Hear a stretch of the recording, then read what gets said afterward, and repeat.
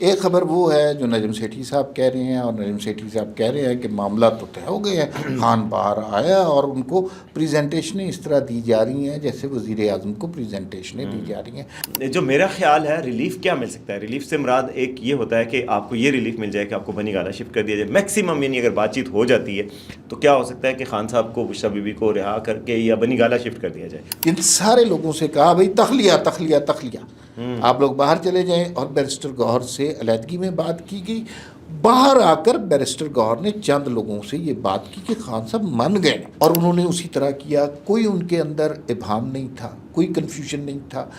کسی سٹیج پر انہوں نے یہ نہیں کہا تو پھر میں کیا کروں، انڈیا پہ حملہ کر دوں، بالکل کلیئر تھے۔ جس وقت انہیں جو اطلاعات ملتی رہی اس کے حساب سے جو پرمیشن لی گئی ان سے انہوں نے دی۔ پاکستان کو دیکھیں کہ پوری دنیا کی آنکھوں کا تارا بن گیا پاکستان۔ آپ نے کبھی یہ سوچا تھا جب آپ چھٹیوں پہ گئے تھے تو اس وقت ایسی بات نہیں تھی جتنی کہ آپ واپس آئے تو آپ کو پتہ چلا ہے کہ میری چھٹیوں کا اگر آپ پھر چھٹیوں پہ چلے گئے تو سلامتی کونسل کا پرماننٹ ممبر نہ بن جائے پاکستان۔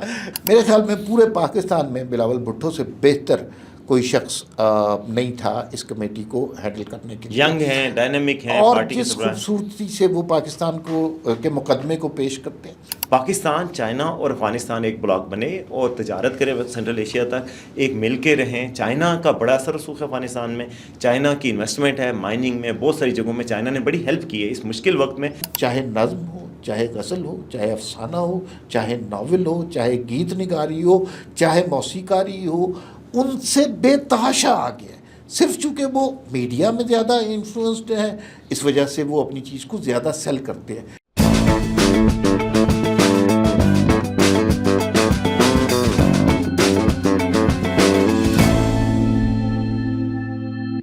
السلام علیکم، وی ٹاک کے ساتھ میں ہوں وسیم عباسی، اور آج کافی دنوں کے بعد عمار مسعود صاحب ہمیں جوائن کر رہے ہیں۔ ویلکم بیک عمار صاحب۔ اور آج ہم بات کریں گے 3 ایشوز پہ۔ ایک تو یہ کہ جی کیا عمران خان صاحب کی ڈیل ہو رہی ہے، بڑی خبر گرم ہے اور ہر طرف سے خبریں آ رہی ہیں کہ کیا ہو رہا ہے۔ انصار عباس صاحب کی بھی خبر ہے، نجم سیٹھی صاحب کی بھی خبر ہے، ہم آپ کو کچھ تفصیلات بتائیں گے۔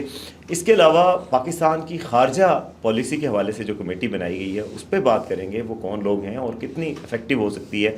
بھارت نے ششی تھرور کی قیادت میں ایک کمیٹی بنائی ہے اور پاکستان نے بلاول بھٹو کی سربراہی میں بنائی ہے، کون زیادہ افیکٹو ہوگا اس پر بات کریں گے۔ افغانستان، پاکستان اور چائنا کی جو بہت اہم میٹنگ ہو رہی ہے اس پہ بھی ہم بات کریں گے کہ وہاں پر کیا ہوگا اور کیا ریجنل پالیٹکس میں کیا چل رہا ہے اور کس طرح کا ہو رہا ہے حالات، اس پہ بھی بات کریں گے۔ تو میرا خیال ہے سب سے پہلے تو عمران خان صاحب کے حوالے سے بات کرتے ہیں۔ جی آپ کے خیال میں خان صاحب کو کیا ڈیل مل سکتی ہے؟ اچھا دیکھیے، 2 طرح سے خبریں آ رہی ہیں۔ ایک خبر وہ ہے جو نجم سیٹھی صاحب کہہ رہے ہیں، اور نجم سیٹھی صاحب کہہ رہے ہیں کہ معاملات تو طے ہو گئے ہیں، خان باہر آیا اور ان کو پریزنٹیشنیں اس طرح دی جا رہی ہیں جیسے وزیر اعظم کو پریزنٹیشنیں دی جا رہی ہیں۔ یہ بہت حیرانگی کی بات ہے۔ دوسرا خبر کا سورس ہمارے پاس انصار عباسی صاحب کی خبر ہے جو دا نیوز میں چھپی ہے، اور انہوں نے کہا ہے کہ عمران خان نے اسٹیبلشمنٹ کے ساتھ مذاکرات پر اتفاق کر لیا ہے۔ اچھا، لیکن جو بڑے ویئرڈ قسم کے سرکمسٹانس، ایسا تھوڑی ہو رہا ہے کہ آرمی چیف جا کے عمران خان کو مل رہا ہے۔ انہوں نے کہا کوئی بندہ آ جائے اس لیول کا، کسی بھی لیول کا، ان میں لیول کی بات نہیں کی گئی، لیکن بہرحال نمائندے کی بات کی، کوئی نمائندہ میں۔ اچھا، اس ساری کہانی کے راوی ہیں بقول انصار عباسی صاحب وہ بیرسٹر گوہر ہے، اور اس خبر میں یہ بھی لکھا ہوا ہے کہ جو بشرا بی بی ہیں وہ عمران خان کے ساتھ تھیں، اور بیرسٹر گوہر کے ساتھ بہت سارے لوگ آئے، جن سارے لوگوں سے کہا بھائی تخلیہ تخلیہ تخلیہ، آپ لوگ باہر چلے جائیں، اور بیرسٹر گوہر سے علیحدگی میں بات کی گئی۔ باہر آ کر بیرسٹر گوہر نے چند لوگوں سے یہ بات کی کہ خان صاحب من گئے۔ دونوں خبروں کو دیکھ لیتے ہیں۔ جو میں نے پتہ کیا، نجم سیٹھی صاحب ہمارے سینئر ہیں، وہ ہمیں ڈانٹ بھی سکتے ہیں اور ڈانٹ دیتے بھی ہیں، لیکن مجھے ان کی خبر میں صداقت نہیں لگتی بالکل۔ اس کے اندر چونکہ افسانوی رنگ اتنا زیادہ ہے۔ دوسرا، کچھ لوگ کہہ رہے تھے کہ سیٹھی صاحب کے چینل کی اپنی ریٹنگ بھی بہت کم جا رہی تھی، شو کی ریٹنگ بھی کم جا رہی تھی، اور ریٹنگ کو بڑھانے کے لیے میڈیا پر اور سوشل میڈیا پر ایک ہی پاکستان میں نسخہ ہے کہ عمران خان کے حوالے سے کوئی خبر ڈال دیں، اور یہ اتنی بڑی خبر انہوں نے دے دی۔ اس کے بعد مجھے نہیں لگتا کہ اس میں سے ذرا بھی سچائی کا انصار بھائی صاحب کی خبر کو ہم سنجیدگی کے ساتھ لے سکتے ہیں. یہ ہو سکتا ہے کہ کہیں نہ کہیں مذاکرات ہو رہے ہوں، لیکن اس کا قطعاً یہ مطلب نہیں ہے کہ عمران خان کل رہا ہو کر مسند وزارت عظمیٰ پہ بیٹھ رہے ہیں. یہ بہت ہی کنڈیشنل قسم کی عمران خان کو کچھ کنسیشن مل سکتی ہے، اس پہ تو بات ہو سکتی ہے، لیکن جو پورا سیاسی منظرنامہ تبدیل ہو جانا، وزیر اعظم کی طرح پریزنٹیشن دینا، آئی ڈونٹ تھنک سو. اچھا عمار صاحب، یہ خبر جو ہے نا، مظہر بھرلاس صاحب نے ایک دفعہ ٹویٹ کی، ہمارے سابق کولیگ ہیں زبیر علی خان، انہوں نے اس سے پہلے کی، پھر کی جی نجم سیٹھی صاحب نے کہ جی یہ ساری چیزیں، اس میں وہ انہوں نے جو وجوہات بتائی ہیں کہ جی D G S P R صاحب نے اپنی بریفنگ میں کہا کہ ہم بلا تفریق سب کی ستائش کرتے ہیں، یوتھ کا بڑا کردار ہے، ان چیزوں کو بنیاد بنایا، اور کہا کہ کچھ لوگوں کو ریلیف بھی مل رہا ہے، جیسے لاہور کے جو ان کے لیڈر ہیں عمر سرفراز صاحب، باقی 2-3 ہیں جن کو ہاسپٹلز میں شفٹ کر دیا گیا ہے، تو یہ سختیاں کم ہو گئی ہیں پی ٹی آئی پہ. وہ باتیں کچھ ہیں، کوریبوریٹ کرتا ہے، لیکن جو میرا خیال ہے ریلیف کیا مل سکتا ہے؟ ریلیف سے مراد ایک یہ ہوتا ہے کہ آپ کو یہ ریلیف مل جائے کہ آپ کو بنی گالہ شفٹ کر دیا جائے میکسیمم، یعنی اگر بات چیت ہو جاتی ہے تو کیا ہو سکتا ہے کہ خان صاحب کو، بشرا بی بی کو رہا کر کے یا بنی گالہ شفٹ کر دیا جائے، اور باقی ان کی پارٹی کے ورکرز کے اوپر آسانیاں ہو جائیں، تھوڑی سی ان کو کورٹ سے کچھ ریلیفس مل جائیں. یہ تو ہو سکتا ہے، مگر اس کے بعد یہ کہ شہباز شریف صاحب کی گورنمنٹ ہے، وہ گورنمنٹ ختم ہو جائے، سارے ہنکی ڈوری ہو جائیں، خان صاحب دوبارہ آ جائیں حکومت میں، یہ جو امیدیں لگائی جا رہی ہیں نا، ان میں یہ بہت مشکل لگ رہا ہے. کیونکہ دیکھیں یہ ایکویشن جو بنی ہوئی ہے اس وقت، آرمی چیف، شہباز شریف، اسٹیبلشمنٹ اور شہباز شریف کے جو تعلقات ہیں، جو حالیہ دنوں میں نظر آیا ہے، اکانومی کے محاذ پہ شہباز شریف آ گئے ہیں، سیکورٹی کے محاذ پہ آرمی چیف ہیں جن نے ثابت بھی کیا اس دفعہ کہ دفاع کے لیے کیسے فوج تیار ہے اور جو ان کا کام ہے وہ کیسے کرتے ہیں. تو یہ جو ایکویشن ہے یہ ٹوٹے، یہ جو ایک پازیٹیو ایکویشن بنی ہوئی ہے جس کی وجہ سے پاکستان میں اکانومی کے سارے انڈیکیٹرز بہتر ہو رہے ہیں، آئی ایم ایف تک کہہ رہا ہے کہ بہتری آ رہی ہے، ملک کی مینجمنٹ اچھی جا رہی ہے، میکرو اکنامکس بہتر ہو رہے ہیں. پھر ایک سول ملٹری ایکویشن بہت ایسی آئیڈیل قسم کی کنڈیشن ہے، جس طرح کا بھی نظام ہے، کچھ لوگ اس کو ہائبرڈ کہتے ہیں، لیکن ایسا ایکویشن ہے جس میں اتفاق رائے ہوتا ہے، ہر چیز میں ایک دوسرے کو کریڈٹ دیا جاتا ہے. تو یہ ختم ہو جائے، یہ بہت بڑی لگتا ہے. اچھا، اس میں نا میں تھوڑا سا بس ایڈ کر دوں گا، وہ یہ ہے کہ میں کسی نجی وجوہات کی وجہ سے میں نہیں تھا ٹرانسمیشن کا حصہ، آپ لوگوں نے بڑی تعریفیں کی، اور پاکستان قابل تعریف ہے جس طرح مارکا حق پاکستان نے لڑا، آرمی چیف کی دلیری کی، بہادری کی، ڈیسیجن میکنگ کی بڑے تعریف ہوئی. لیکن میرے خیال میں ہمیں کچھ کریڈٹ شہباز شریف صاحب کو ضرور دینا چاہیے. Shahbaz Sharif conducted himself as the prime minister of an atomic power country, اور انہوں نے اسی طرح کیا. کوئی ان کے اندر ابہام نہیں تھا، کوئی کنفیوژن نہیں تھا. کسی سٹیج پر انہوں نے یہ نہیں کہا تو پھر میں کیا کروں، انڈیا پہ حملہ کر دوں. بالکل کلیئر تھے، جس وقت انہیں جو اطلاعات ملتی رہی اس کے حساب سے جو پرمیشن لی گئی ان سے انہوں نے دی، اور جس موقع پہ جو فیصلہ کرنا تھا اس لیے کیا. اور ہر فیصلے کے پیچھے جو مقصد تھا وہ پاکستان کی عزت، وقار، احترام تھا.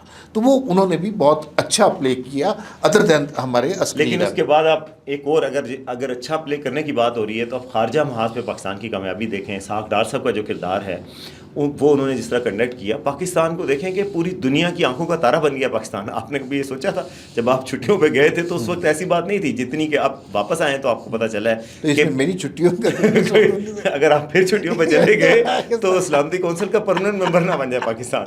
اور دیکھیں آپ کے پاکستان کے لیے امریکہ کی آپ نے دیکھا ہے کہ ہر روز صدر ٹرمپ صبح اٹھ کے ایک دفعہ پاکستان کی تعریف کرتے ہیں اور انڈیا کو ایک تانا مارتے ہیں. پھر پاکستان کو چائنا نے سپورٹ کیا، آذربائیجان اور ترکی ایک صحیح بھائیوں کی طرح کھڑے ہوئے، سعودی عرب نے بڑا اچھا کردار ادا کیا امن کے لیے، میڈیشن کی.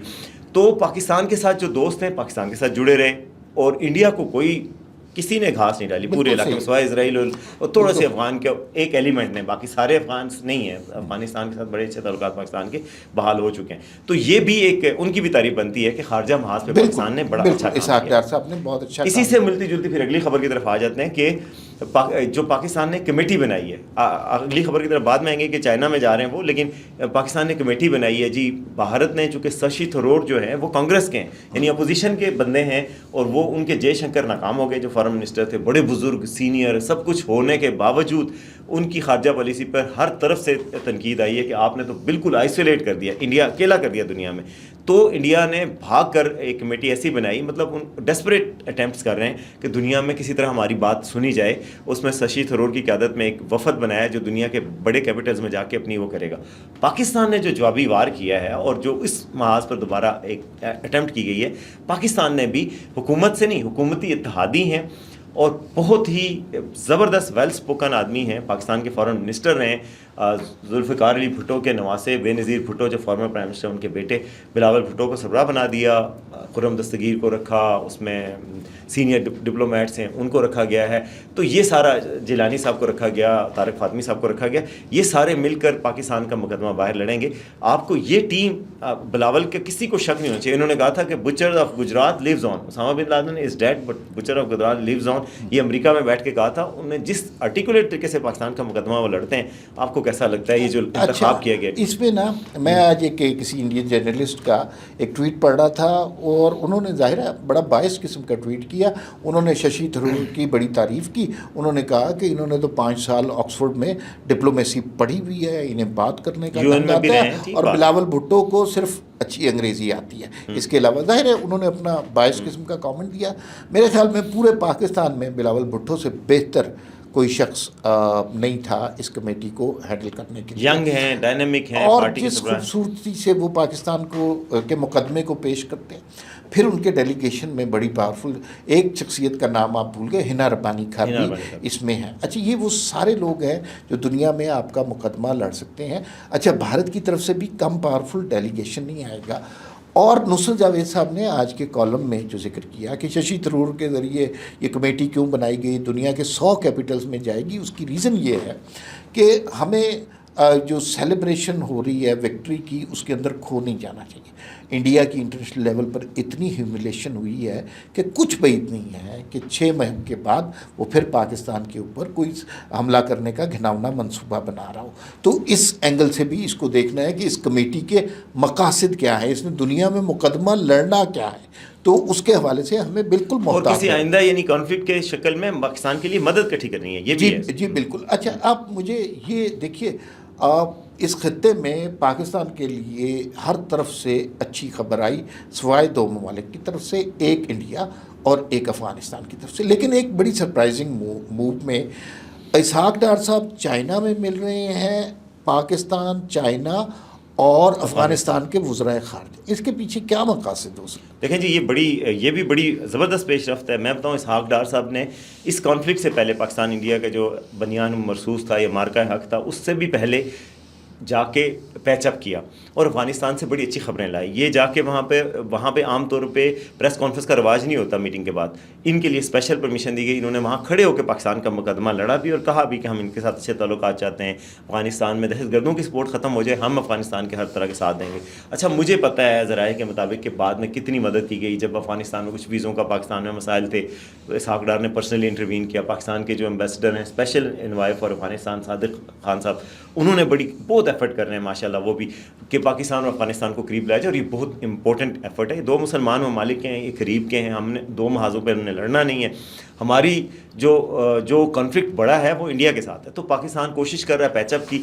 انڈیا نے کوشش کی کہ افغان طالبان کو توڑا جائے، ان کو بدنام کیا جائے کہ جی اسرائیل کے الائی بنا دیا ان کو، کہ ایک طرف ہمارا اسرائیل الائی ہے اور ایک طرف امارت اسلامی جو کہ اسلام کا نام لے کے امارت بنی ہے افغانستان میں، جو طالبان کی حکومت ہے وہ اسرائیل کے ساتھ مل کے انڈیا کا ساتھ دے رہی ہے، مشرکین کا ساتھ دے رہی ہے جو کہ ان کی ٹرمنالوجی میں. تو یہ کیسے ہو سکتا ہے؟ تو وہ اب جو یہ چائنا میں میٹنگ ہونے جا رہی ہے، اس تاثر کو ظاہر کرنے کی کوشش کی جائے گی کہ بھائی آپ پاکستان، چائنا اور افغانستان ایک بلاک بنے اور تجارت کریں سینٹرل ایشیا تک، ایک مل کے رہیں. چائنا کا بڑا اثر رسوخ ہے افغانستان میں. چائنا کی انویسٹمنٹ ہے مائننگ میں، بہت ساری جگہوں میں چائنا نے بڑی ہیلپ کی ہے اس مشکل وقت میں. اگر کوئی ملک سب سے بڑھ کر کام آیا افغانستان کے تو وہ چائنا ہے. تو چائنا کا بڑا اثر رسوخ بھی ہے. تو انہوں نے ملا متقی جو ان کے فارن منسٹر ہیں ان کو بھی بلایا ہوا ہے، چائنیز فارن منسٹر بھی ہوں گے، پاکستانی فارن منسٹر بھی. امید ہے بیجنگ سے پاکستان کے لیے ایک اور اچھی خبر آئے گی اور یہ ایک اچھا اومن ہوگا. یہ اس سے اچھی بات کیا ہو سکتی ہے؟ اس کا مطلب ہے کہ بھارت ساری دنیا میں تنہا رہ جائے گا اور افغان نیشنل یا افغان گورنمنٹ اتنی احسان فراموش پاکستان کی نہیں ہو سکتی. پاکستان نے بڑے موقع پر افغانستان کی بڑی مدد کی ہوئی ہے. 79 سے یاد کریں تو بہت کچھ ہم نے کیا ہوا ہے. ایک خبر جس پہ میں بات کرنا چاہوں گا اور اس کا ابتدا میں ذکر نہیں ہوا، وہ تھوڑا سا پاکستانی انٹلیکچوئلز کے احساس کمتری کے حوالے سے.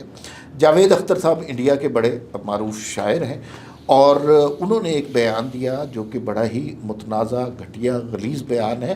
وہ بیان کا مقصد یہ ہے کہ اگر مجھے جہنم میں سے اور پاکستان میں سے کوئی ایک جگہ کا انتخاب کرنا پڑے تو میں جہنم کا انتخاب کروں گا.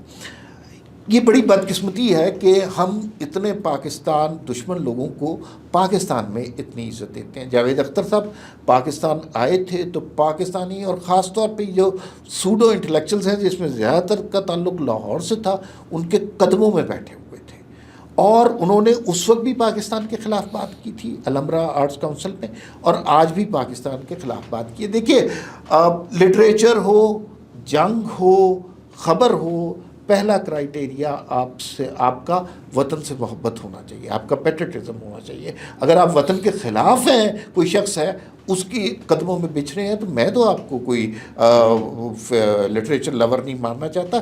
اس میں دوسرا ایک بات یہ یاد رکھیے، یہ پاکستانی انٹلیکچوئلز جو ہے نا، سوڈو انٹلیکچوئلز، یہ احساس کمتری کے مارے میں ہیں. جو پاکستانی جینون انٹلیکچوئل ہے، آپ یقین کیجئے، میرا تعلق اس خاندان سے ہے جہاں ہم نے شعر لکھتے ہوئے لوگوں کو دیکھا ہے. سارے جو اس دور کے انٹلیکچوئلز ہیں ان سے ملاقات رہی ہے. انٹلیکٹ میں اور آئی کیو میں پاکستان، چاہے نظم ہو، چاہے غزل ہو، چاہے افسانہ ہو، چاہے ناول ہو، چاہے گیت نگاری ہو، چاہے موسیقاری ہو، ان سے بے تحاشا آگے ہے. صرف چونکہ وہ میڈیا میں زیادہ انفلوئنسڈ ہیں، اس وجہ سے وہ اپنی چیز کو زیادہ سیل کرتے ہیں. ہم اپنے انٹلیکچوئل کو اچھا سیل نہیں کرتے، اور ہمارے سوڈوز جو ہیں ان کے قدموں میں پڑے رہتے ہیں.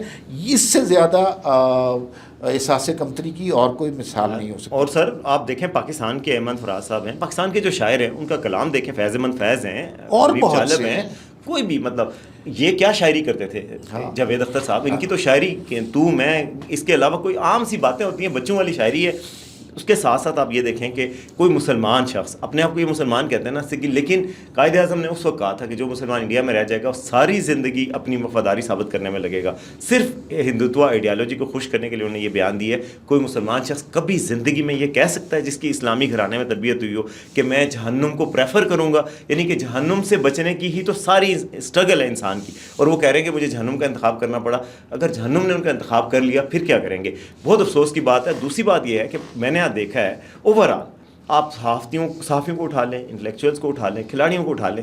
شاہد افریدی نے ایک دفعہ کہا تھا، شاہد افریدی حالانکہ بہت بڑے انٹلیکچوئل نہیں بھی ہیں، کھلاڑی اچھے ہیں، بہت بڑے ہیں، انہوں نے ایک دفعہ کہا تھا کہ پاکستانیوں کو اللہ نے بہت بڑا دل دیا. اس بات کو مجھے آج مان گیا ہوں میں، کیونکہ آپ دیکھیں کہ ہمیشہ تعریف کرتے ہیں. کوہلی کی ٹی شرٹ پہن کے پاکستان کے اسٹیڈیم میں لوگ پھر سکتے ہیں، بابر کی ٹی شرٹ پہن کے پھر سکتے ہیں. کبھی پاکستان کا کوئی اسٹیڈیم خالی کروایا گیا ہے کہ میچ ہونے اور پاکستان انڈیا جیت رہا ہے تو ہم نے چھوڑا؟ میں خود اسٹیڈیم میں تھا پنڈی میں جب انڈیا جیتا، لاہور میں لوگ بالا جی کے نعرے لگاتے تھے. یہ بڑا دل بھی ہوتا ہے. پاکستانی ہمیشہ سیلف ایویلویشن کرتے ہیں، خود پہ تنقید بھی برداشت کرتے ہیں اور دوسروں کی تعریف کا جگر بھی رکھتے ہیں. انڈیا میں یہ بات بہت کم ہوتی ہے. اس میں میں آپ کو بتاؤں، ہمارا احساس کمتری بھی بہت زیادہ ہے. آپ کو پتہ ہے عدنان سمیع خان جب وہاں گئے، پورے شہر میں کوئی شخص انہیں کرائے پہ گھر دینے کو تیار نہیں تھا، کیونکہ ان کا تعلق پاکستان سے تھا. اور یہ کسی ایک آرٹسٹ کی کہانی نہیں ہے، بہت سارے آرٹسٹوں کے ساتھ یہ سلوک رکھا گیا. چونکہ انڈسٹری بڑی ہے، اس وجہ سے ایک احساس کمتری پاکستانی رائٹرز کو نہیں ہونا چاہیے، انٹلیکچوئلس کو نہیں ہونا چاہیے کہ وہ کہیں ہم سے انٹلیکچولی سپیریئر ہیں. ہم فن کے ہر میدان میں کسی چیز کا، پینٹنگ کا ذکر کر لیں، کیلیگرافی کا ذکر کر لیں. اس دفعہ میڈیا بھی ثابت ہو گیا. ہاں، میڈیا میں تو خیر ہم بہت آگے ہیں. جس طرح انہوں نے 400 چینل کٹھے بتا رہے ہیں کہ لاہور کی بندرگاہ بھی تباہ ہو گئی، تو اس سے اندازہ ہو رہا ہے کہ وہ کس قسم کا میڈیا. تو ہمیں اس قسم کے احساس کمتری میں مبتلا نہیں ہونا چاہیے کہ انٹلیکچولی ہم کوئی انفیریئر ہیں. ہم انٹلیکچولی اور ہمارے انٹلیکچوئل ان سے بہت زیادہ سپیریئر ہیں. یہ چند احساس کمتری کے مارے ہوئے لوگ ہیں جو انڈیا کا نام سنتے ہیں اور وہاں سے کوئی آئے تو اس کے پیروں میں بیٹھ جاتے ہیں. یہ بات بہت لمبی ہو سکتی ہے. فی الوقت اتنا ہی، پھر ملاقات ہوگی. اللہ حافظ.